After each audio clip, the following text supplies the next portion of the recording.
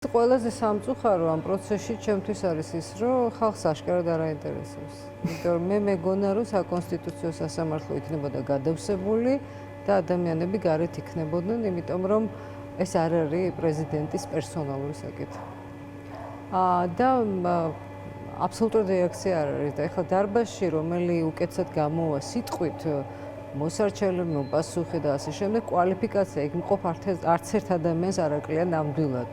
ყველას მაღალ კვალიფიკაციაზე ხელს მოვაწერ პირადად. აქ ეს არ არის საქმე მთავარი. მთავარი არის აქ არ არის კვალიფიკაციაზე საუბარი, აქ არის სიმართლე.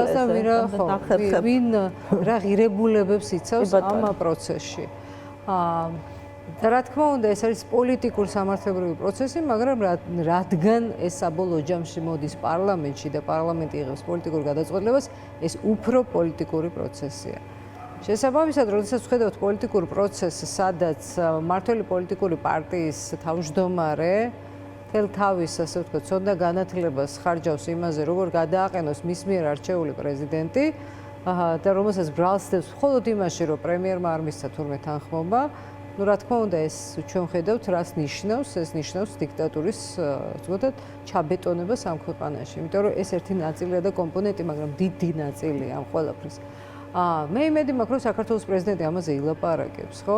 დღეს სასამართლოზე არ მივიდა და ეხლა ხაზგასმით მან ეს აჩვენა საზოგადოებას, რას ანიჭებს უპირატესობას იმ დღეს, როდესაც სახელმწიფოს პრეზიდენტის იმპიჩმენტის საკითხი იხილება. ამიტომ მგონია, რომ პრეზიდენტი აუცილებლად განმარტავს, რომ ეს სახელმწიფოებრივი საკითხია, მნიშვნელოვანია და ეს ზიანს მიაყენებს სახელმწიფოს მისი იმპიჩმენტი და არა ის, რომ ყველაფერი იქნება კარგად. მისი იმპიჩმენტი სახელმწიფოებრივად არის დამაზიანებელი და ამაზე პრეზიდენტმა უნდა ილაპარაკოს. ჩვენი საუბარი ამისთვის არ არის საკმარისი, იმიტომ რომ დღეს სამწუხარო ის იყო, რომ ხალხი გარეთ არ იდგა და თუ ხალხი უნდა გამოვიდეს და გაიაზროს, რა მძიმე პროცესში ვართ ჩვენ და ამას სჭირდება პრეზიდენტის სიტყვა, პრეზიდენტმა ეს სიტყვა უნდა თქვას. გინდა სასამართლოში მისვლით, გინდა პარლამენტში მისვლით და გინდა მისი სასახლიდან, მაგრამ მან ეს უნდა გააკეთოს. ეს ერთი ნაწილი. ამას ნაცვლად სჭირდება ალბათ რაღაც გზავნილი, როდესაც იმიტომ რომ პრეზიდენტს ედავებიან. ხალხი ეს არ გამოვა მგონია. გამოსვლაზე არ არის საუბარი, გაცნობიერებაზეა საუბარი, რა ხდება ქვეყანაში და ამ გაცნობიერებაში მთავარი როლი ახლა პრეზიდენტს აქვს. ჩვენ რაც არ უნდა ვილაპარაკოთ, ეს მას ეხება პრეზიდენტის იმპიჩმენტია, სახელმწიფო კონსტიტუციური ინსტიტუტის და არა სალომე ზურაბიშვილის პერსონალურად. ეს ერთი ნაწილია. ეხლა მეორე ნაწილი ძალიან სამწუხარო ჩემთვის იყო ის, რომ საერთოდ სისტემა აღარ არსებობს მთავრობაში და საერთოდ არც ერთ ინსტიტუციაში, რასაც მე დღეს უსმინე. მაგალითად, მთავრობის შესახებ, ანუ კონსტიტუციაში გვიწერია რაღაც, მე გვიწერია კანონში იმ კონსტიტუციის შესასრულებელი ნორმები. პირდაპირ წერია მთავრობის შესახებ კანონში, რომ პრეზიდენტის თანხმობის მიწება განიხილება მთავრობის სხდომაზე, განიხილება. მთავრობა არის კოლეგიური ორგანო. რატომ არ განიხილებოდა სხდომაზე, რატომ არ აძლევდნენ თანხმობას?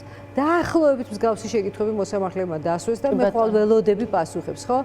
რატომ თუ მართლა გქონია ვიღაცას, რომ პრეზიდენტის წასვლა, რომელსაც ის უსაბუთებს, ვისთან უნდა წავიდეს და რატო უნდა წავიდეს, ელექტრონული მთავრობის ფორმატში თანახმობა არა ვარ თანახმობა ამით უნდა გადაწყდეს, ასეთი სახელმწიფოებრივად უმნიშვნელოვანესი მოლაპარაკებების თემა. ამ შეკითხვებს რატო არავინ არ სვამდა დღეს სასამართლოზე, ხო? ხო უნდა გითხრან, რატომ ან მთავრობას შეკითხვები მე მოვისმინებს ეს შეკითხვა. იყო და პასუხები არ იყო ამასთან დაკავშირებით. მოსამართლეებს ჰქონდათ საინტერესო შეკითხვები, ასევე და მეორე ნაწილი კიდევ. მთავრობამ რატო არ დაიბარა მთავრობის ხდომაზე და რატო არ განიხილეს ეს საკითხი? საერთოდ რას ნიშნავს ამათ კონსტიტუცია რა გონია თან თავიანთი უფლებამოსილებები ვინმეს რა გონია? მთავრობას დაებარებინა და აი 26 მაისს რო ედავებიან და 26 მაისს რო გააკეთა პრეზიდენტმა ეს განცხადება რაც არ მოეწონათ. დაებარებინა და ეთქვათ 26 მაისი ვითაპირებ იქ ლაპარაკს. ჩვენ სხვა სტრატეგია გვაქვს. რატო არ გააკეთეს? ხო არის უფლებამოსილი. პრეზიდენტიც არის უფლებამოსილი. მივიდეს და ამ საკითხებთან დაკავშირებით დაესწროს მთავრობის ხდომას. მაგრამ ჩვენ ამაზე საუბარს ახლა ვერ ვხედავთ. ვერც სასამართლოში. მე იმედი მაქვს, რომ ხვალ იქნება.